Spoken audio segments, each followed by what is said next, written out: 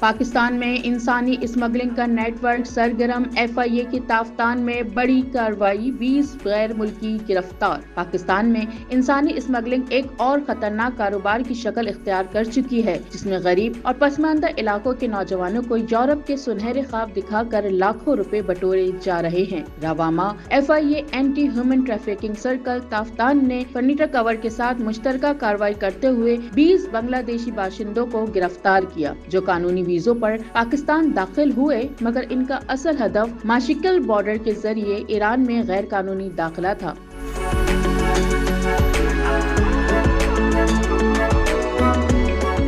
ان سہولت کاروں اور غیر قانونی نیٹ ورک کے حوالے سے تحقیقات جاری ہیں۔ FIA کے مطابق 2022 سے 2025 کے دوران انسانی اسمگلنگ کے 6000 سے زائد کیس رجسٹر ہوئے، جن میں 2300 سے زائد افراد گرفتار کیے گئے۔ یہ نیٹ ورک نہ صرف غیر قانونی ہجرت بلکہ منی لانڈرنگ اور دہشت گردی سے بھی جڑا ہوا ہے۔ اقوام متحدہ اور امریکی محکمہ خارجہ رپورٹوں میں پاکستان کو انسانی اسمگلنگ کے حوالے سے ٹیئر 2 واچ لسٹ میں رکھا گیا ہے، جو عالمی سطح پر پاکستان کی ساکھ کے لیے لمحہ فکریہ ہے۔ ماہرین کے مطابق اس ناسور کے خاتمے کے لیے مؤثر بارڈر مینجمنٹ، عدالتی اصلاحات، مقامی روزگار کے مواقع اور عوام آگاہی کی مہمات وقت کی اہم ضرورت ہے۔